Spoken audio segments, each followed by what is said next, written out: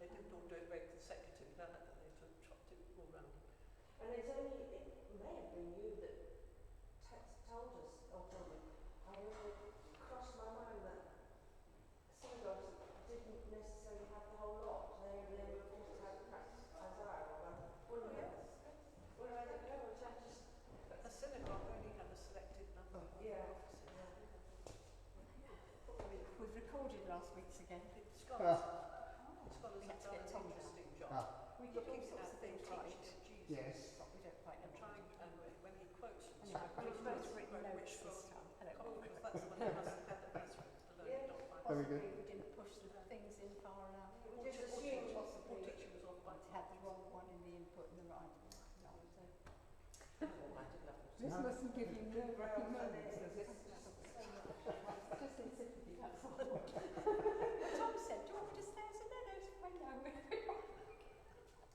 We've just re-recorded last Sunday's Oh, right. for YouTube. Right. And it worked all right with the help of Tom putting both of us right. I think it's going to work today. And he left us right for today. Oh, that sort of So- spoils our frism of excitement about coming.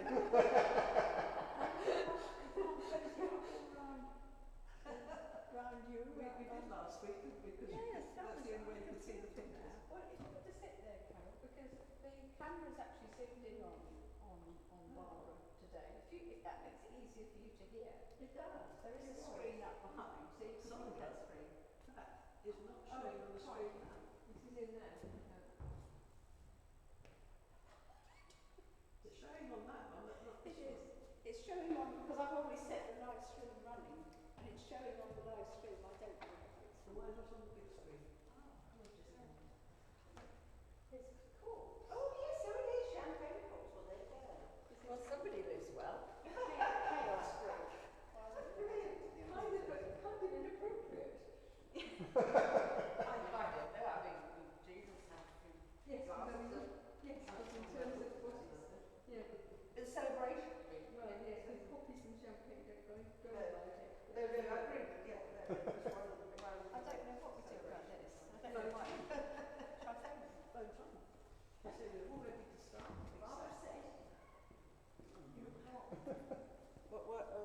Which pew are you going to inhabit? Well, I don't think I'll go for the big ones. They're supposed to be uncomfortable. Are they? Yeah. Oh. Unless you bring your own cushion. What, those? Yeah. Yeah.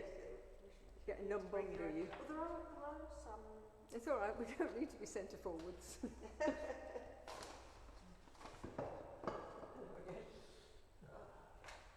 We got it right an hour ago. We got it right an hour ago. At least Tom did. Yes. It's probably something's gone to sleep. Well, it's showing on the little screen. Yeah. It could be the projector. We're just ready to go. She's saying it. It's on the small screen, but it's not on the big screen. It No. is, around this side. What is it? No. No, it's not. It's a light. The blue light is on, but it's not the image. Oh, maybe that's because I haven't pressed it. No, I shouldn't need to press anything, should I? If you've got it on, it should be on both screens. It's on the small screen, and I've got it on the on the Facebook thing already, but it's not showing on the large screen in the church. Well, the blue light is still showing. That doesn't mean it's all right, doesn't it? Does it?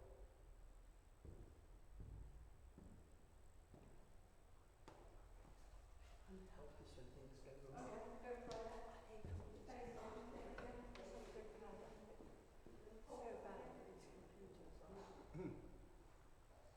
You do it right once, you do it Oh, same thing again next time. Is it showing now? No. No.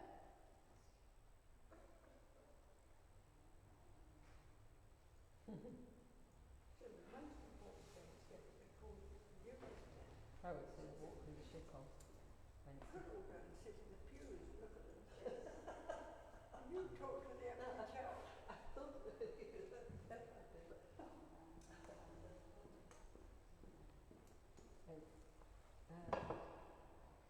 Julie's suggesting the rusty cutter for lunch. Huh? I'm into the rusty cutter. No. Yeah. Yes, it is. Yeah.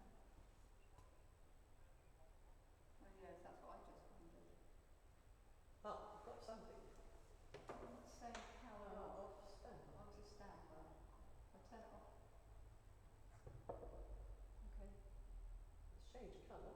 It's gone off. I'm Now just what? going to give it about 20 seconds and turn it back on and see if that. Let's try and.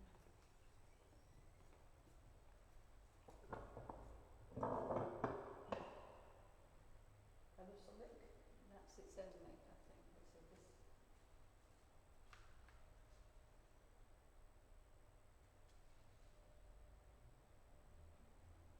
Yeah, sorry, I did. I have. Okay.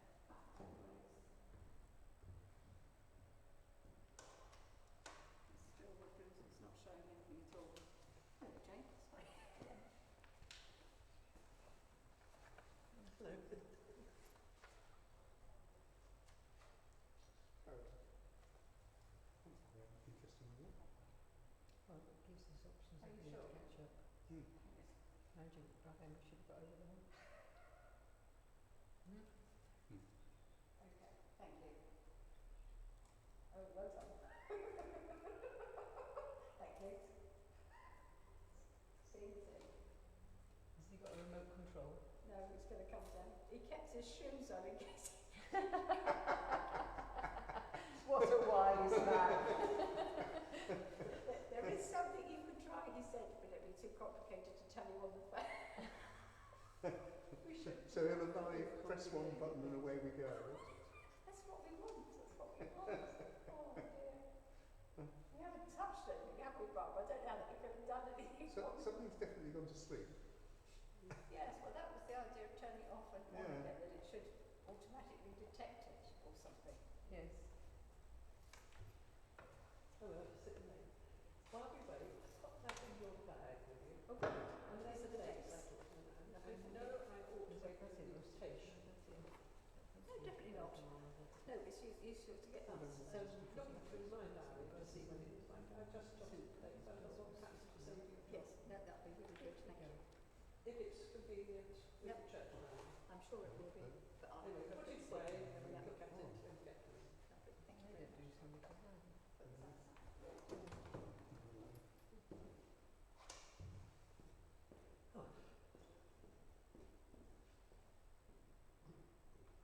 Jane, there's notes for today and a new time chart. Mm. Thank you. How are you? I think you couldn't get there today. It's next Sunday.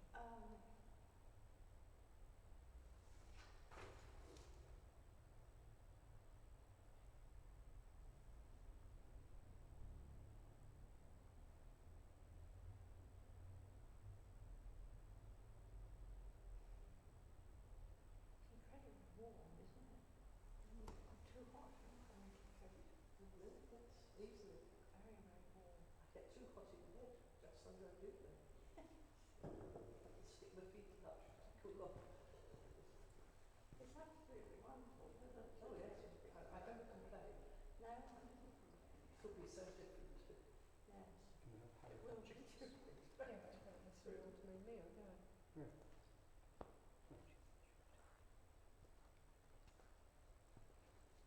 It's more main meal, Well, isn't that's what it? you're, if I can, sit in the pew.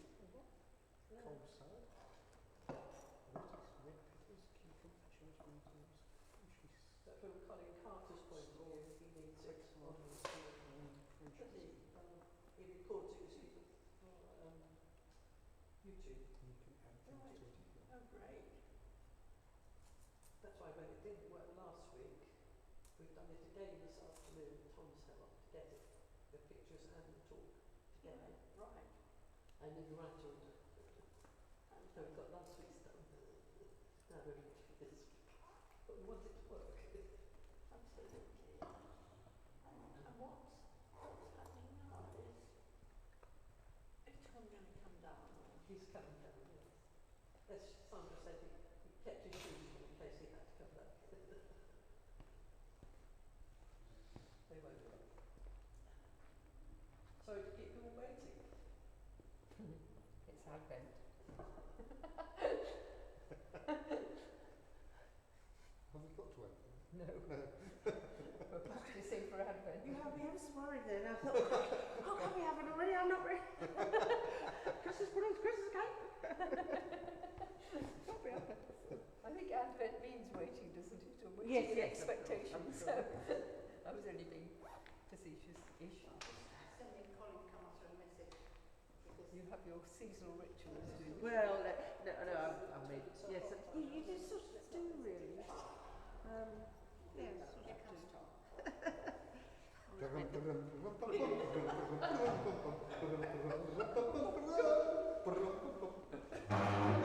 I'm going to try. Oh, hello. I'm going to try to fix the problem. Guilty, incompetent women. Right, it's dead. So it should be on here.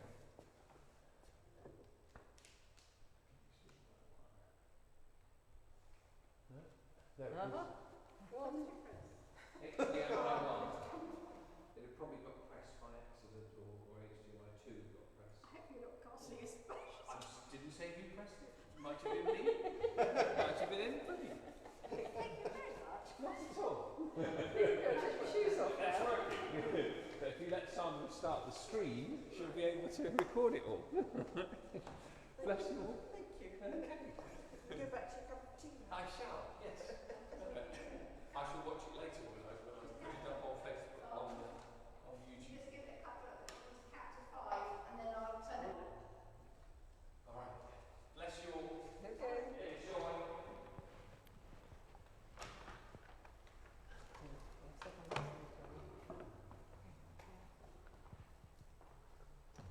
Yeah, I think we've had many more.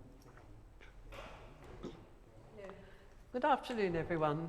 Those of you who are here and those of you who are far away. We come this week to the story of the southern kingdom and the prophets Isaiah and Micah. So last time, we lived through the final years of the northern kingdom towards the end of the 8th century BCE. And our story continues now with the tiny southern kingdom of Judah and its kings Ahaz and Hezekiah. They also suffered from the aggressive Assyrians, whose ambitions continued towards their next challenge, the land of the Pharaohs, remember, down in Egypt. But we'll do a recap. And remind you how to see your way clearly through the many different accounts of the fast-moving events in these momentous years. Remember the difference between political history and sacred history. Political history is made up from records left by kings and governments of politics and wars. The fate of the ordinary people rarely mattered. They either survived somehow, or as usual, or their lives were badly disrupted by famine, or displacement and exile, or even death. By contrast, sacred history, or sacred story, as I like to call it, comes from the leaders of the community. It describes how they see themselves in the midst of all the events going on around them, at home, or on the international scene, scenes which affected them for good or for ill. Now, this is often religious in character, as events are interpreted in the light of what they believe about God or gods. And in our own English history, we do the same. Our sacred story involves the rise of Christianity in this country, to this disregard of our Celtic heritage. So, Israel's sacred history is the story we are following through the Bible and describes Israel's relationship with their God Yahweh and his law given to them by Moses at Mount Sinai, or Horeb. In political history, there has been an explosion of knowledge in the last 2 centuries. Egyptian hieroglyphs have been deciphered. The Mesopotamian cuneiform writing has been understood. The Hittite alphabet, or the origins of Hebrew, have been discovered. And much of the evidence of archaeologists can now be seen and verified in the major museums of the world. The result is that we have many differing accounts of the same events and lots of accurate dates from which our textbooks are written. In this story of the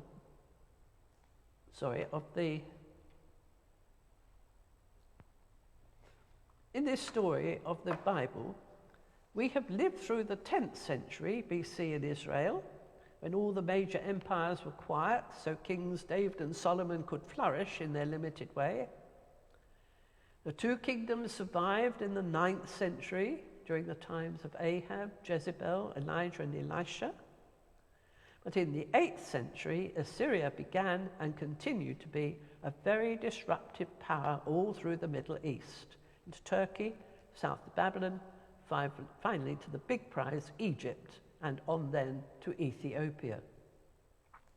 This, of course, had consequences for Judah, even though it was off the beaten track from passing armies.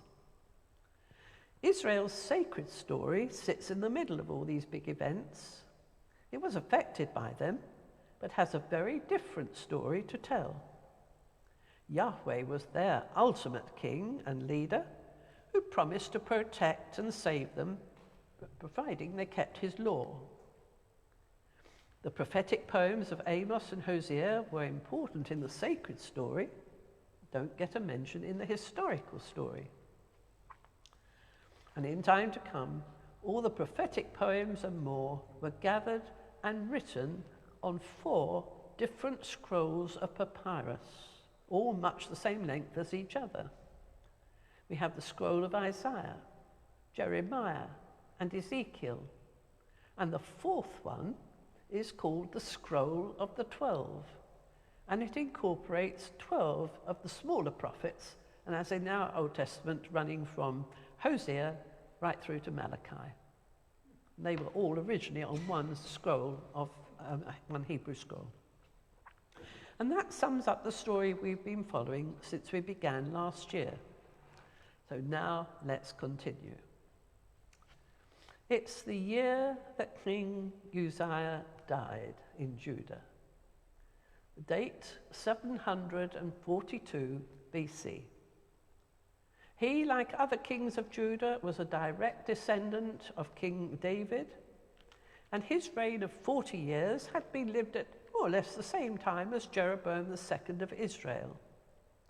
And Judah had prospered, like Israel, during the years of political stability. As in Israel, however, times changed for the worse as the power of Tiglath-Pileser of Assyria became a disastrous threat, and for a young aristocratic lad of Jerusalem, it seemed that life might never be quite the same again. This was Isaiah. He was standing in the temple building in Jerusalem, a privilege open to aristocrats, but not ordinary folk to go into the temple building. And during that year that King Uzziah died, he was bemoaning the new state of affairs. Then suddenly, he was caught up in a personal vision. His senses were enhanced by what was going on around him. The temple music in his ears, the smell of incense in his nose during the sacrificial offerings taking place. And he saw Yahweh himself, the supreme king, attended by 6-winged seraphs, calling to each other, "Holy, holy, holy is Yahweh, the whole earth is full of his glory." The young lad was humbled and felt very inadequate and unworthy to be there, being a man, he said, of unclean lips, living in the ordinary world. And yet he was amazed that his eyes had actually seen Yahweh himself in all his kingly glory.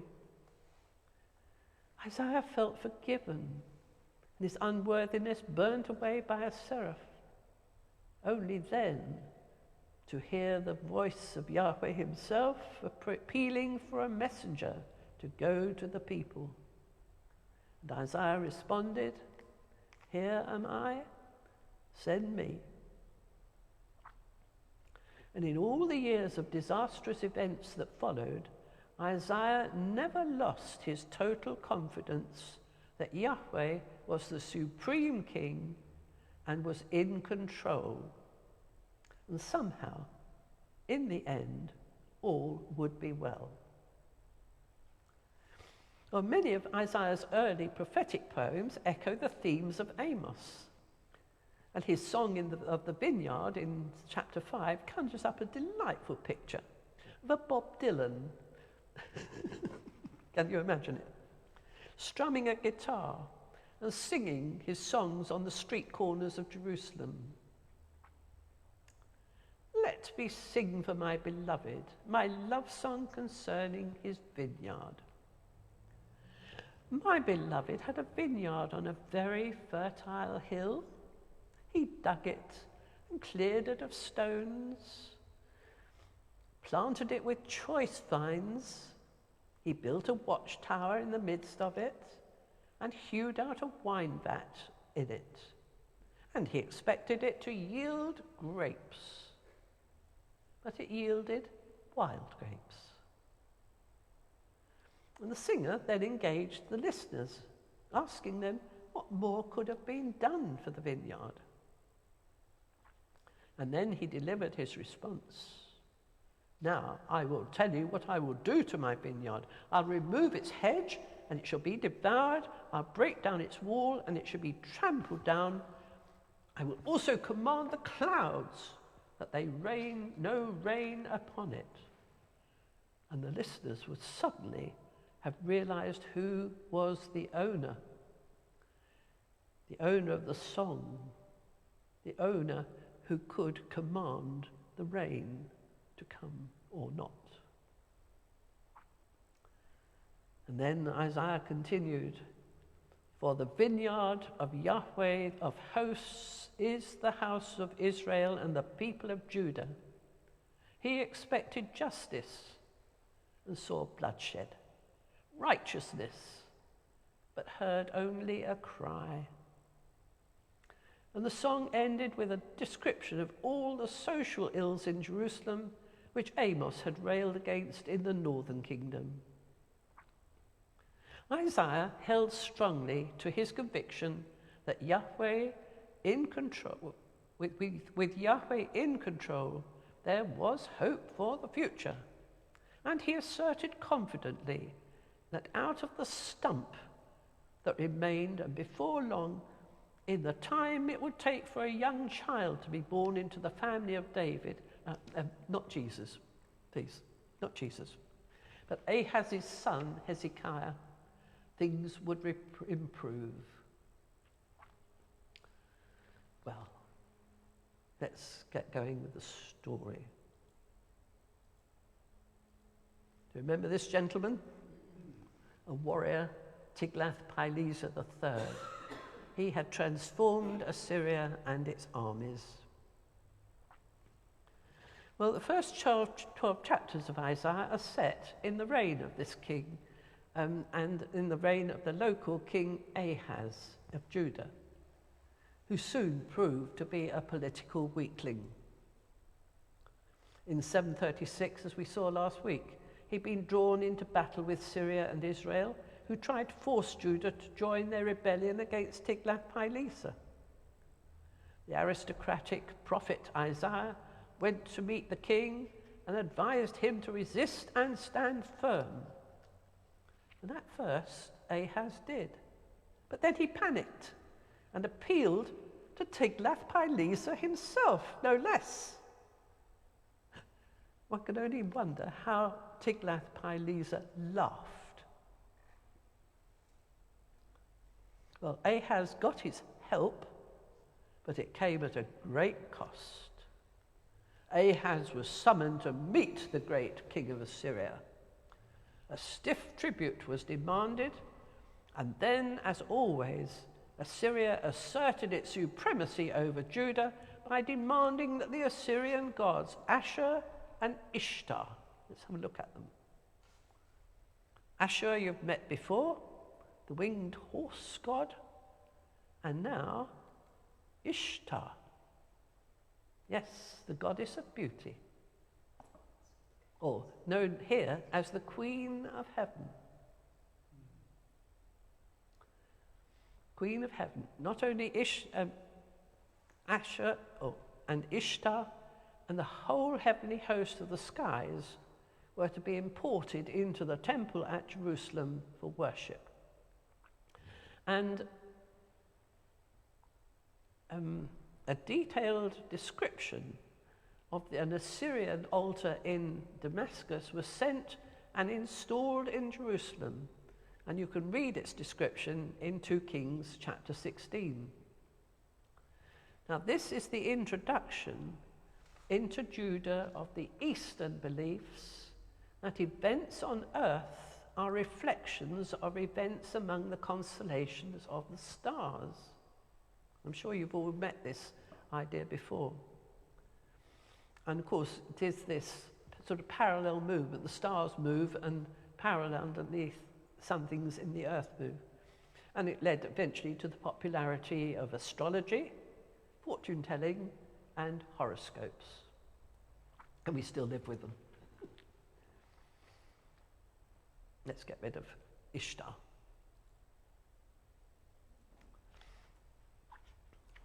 Isaiah seems to have retired at this point when the king had not listened to him. So now we'll leave him in obscurity for a while and take a brief look at his contemporary, the prophet Micah, a countryman who lived at Moresheth, 24 miles southwest of Jerusalem, close to the main highway for traffic passing from Egypt to the north and back. Micah's prophecies are also similar to those of his fellow countryman Amos. Chapters 1, 3 and 5 are poems of doom, interspersed with hopes for survival in chapters 2, 4 and 6. And they date to the time just before and after the fall of Samaria in 721. For example, in chapter 3, he prophesied that Jerusalem would share the same fate as Samaria. And then in chapter 4, that Jerusalem would be raised up again and purified, and so on. In chapter 5, in the later time of the next king, Hezekiah, Micah prophesied that after the siege of Jerusalem, Yahweh would start again with another young lad from Bethlehem. Remember, that was David's original home long ago. And that there would be a time of peace and prosperity again. Chapter 6, though, starts with a lament in the name of Yahweh, and I quote, "O my people, what have I done to you? In what have I wearied you? Answer me. For I brought you up from the land of Egypt and redeemed you from the house of slavery." And it stimulates a response. The response is, "With what shall I come before Yahweh and bow myself before God on high?" And then it proclaims the magnificent climax of 8th century theology, saying, "He has told you, O mortal, what is good." So what does Yahweh require of you but to do justice, to love mercy, and walk humbly with your God?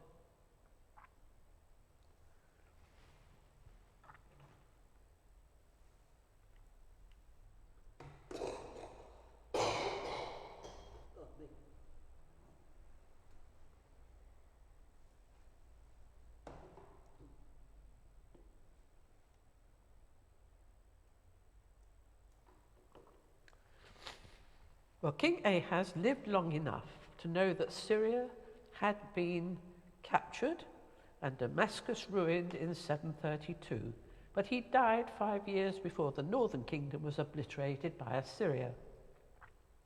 He was written off as a baddie by the Deuteronomic historians, and even worse by the priestly historians in their version of events in 2 Chronicles. Real history, of course, is never so black and white, but sacred history can be.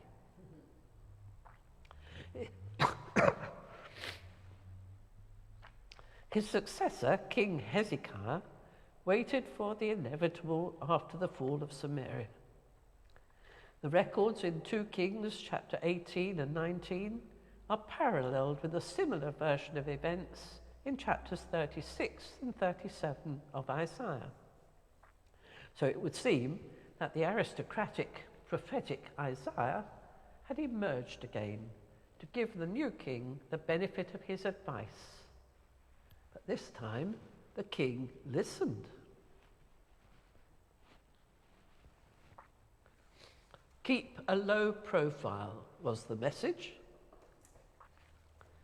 And the new king of Assyria, another mighty one, they all look like thugs, don't they? This one was Sargon II. And he proved eventually to be as strong as his predecessors.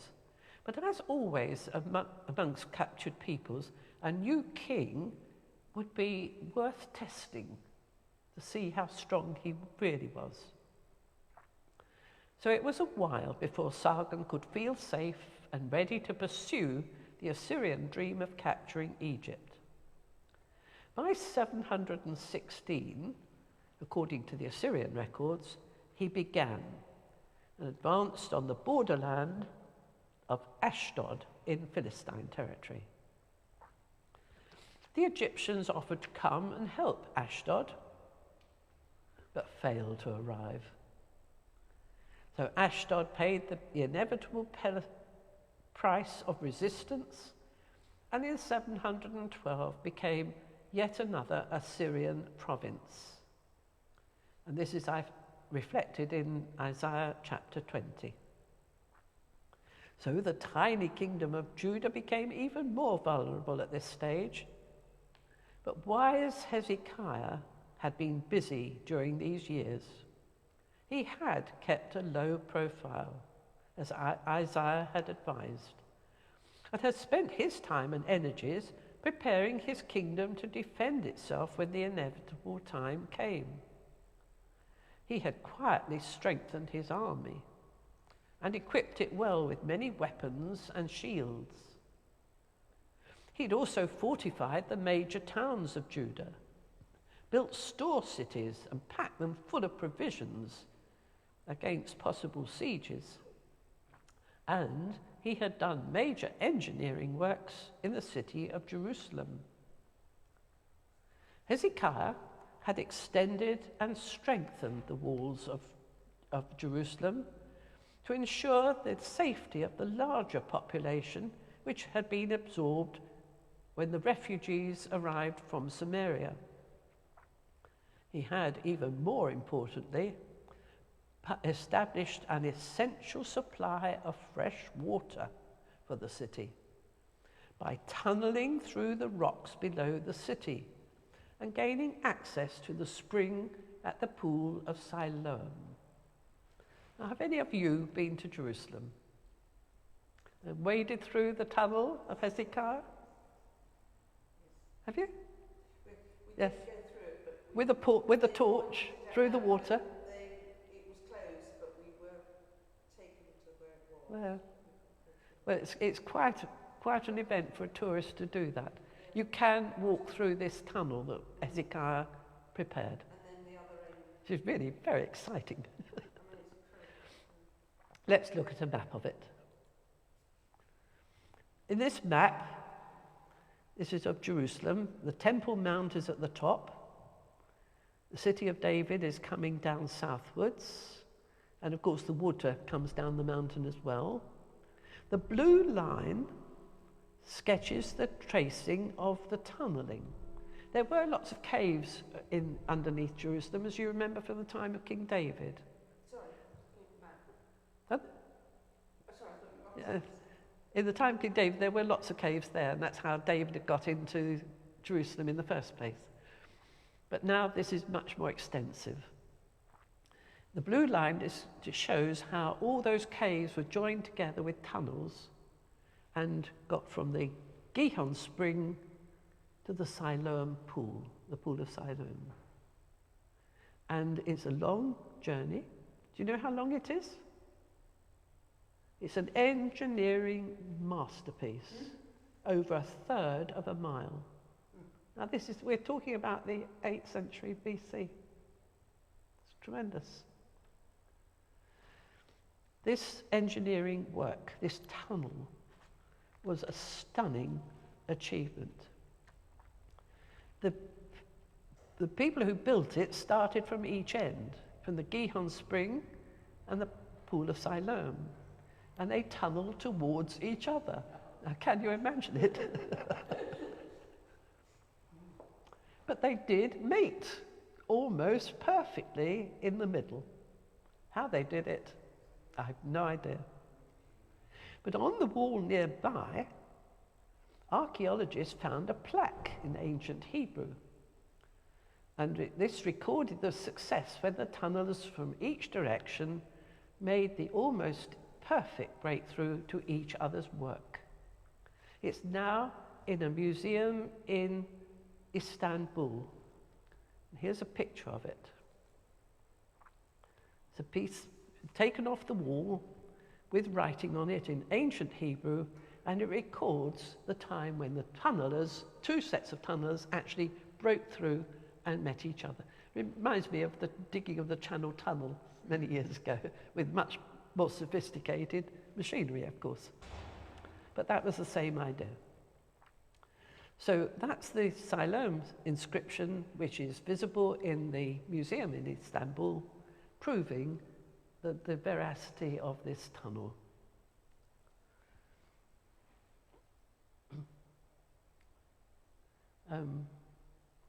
People today can still wander through the channel. That's part of the sort of channeling that they did. Tremendous, isn't it, through the rock? And of course, modern tourists wade through, sometimes at knee level, sometimes at thigh level. But you just keep going all the way through from one end to the other, with that little meeting place in the middle, which didn't quite match, but so you have to go through that way and sort of do a sort of almost minute L-turn. Anyway, modern tourists still flock there and thoroughly enjoy the experience. And if you ever go to Jerusalem, I recommend it, but do take a torch.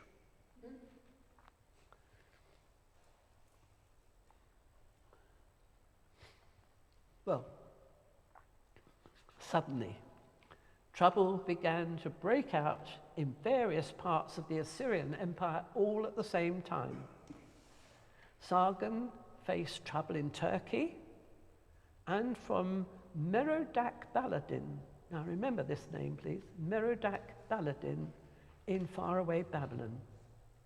But Sargon died in 705, only to be succeeded by Sennacherib, yet another king whose strength could be tested, perhaps. This time, Hezekiah began to assert himself, and ignoring Isaiah, sent messengers to faraway places, even to Merodach Baladan in Babylon, with offers of friendship. And then he purged the temple in Jerusalem of all its foreign gods and goddesses, and all things connected to their cults. Well, this, of course, was political rebellion, but applauded by all the priests and loyal people who wrote the sacred story. Many Canaanite shrines with their Asherah poles in the countryside were destroyed, along with many Yahweh shrines that were also somewhat suspect. And according to 2 Chronicles 30, there was a huge Passover celebration in Jerusalem, welcoming all the northern refugees. And Hezekiah's vision of a new greater Israel was endorsed when he named his new son Manasseh in its honor. Manasseh, remember, the name of the largest tribe of the 12 that had come from Egypt.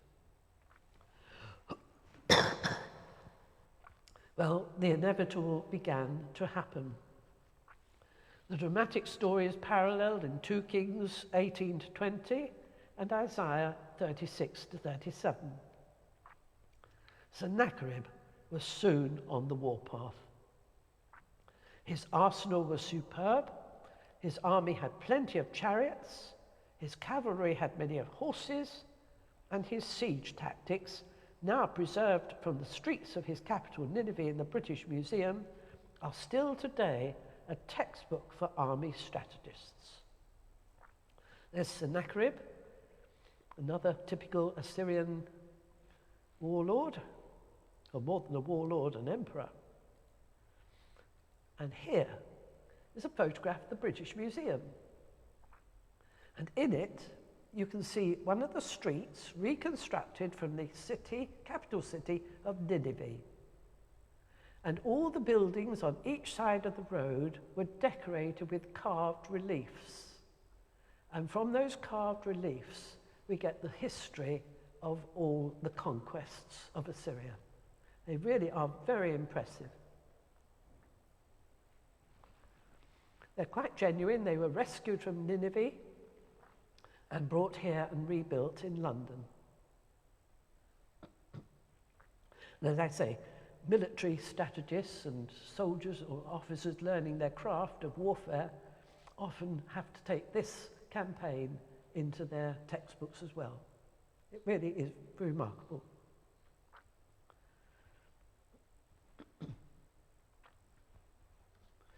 Well, Sennacherib arrived on the Mediterranean coast. He quickly subdued Judah's towns, most of them. The second important was called Lachish, and this siege of Lachish is portrayed very vigorously indeed in carved reliefs.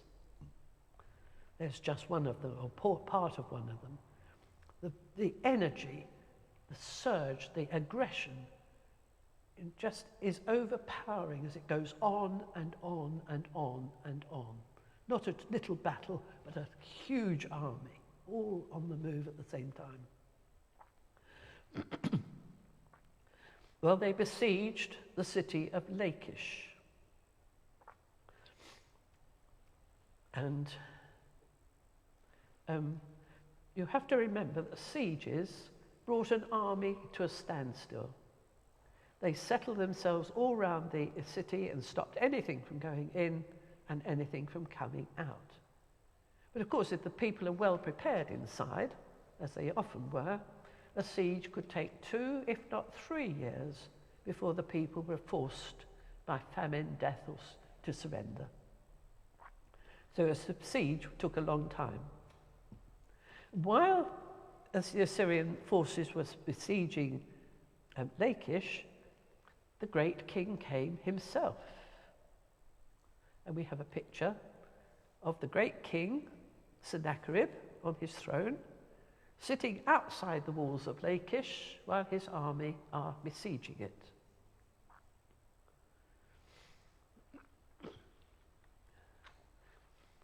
And then while he was there, Sennacherib, while he waited for Lachish to fall, turned his attention on Jerusalem itself.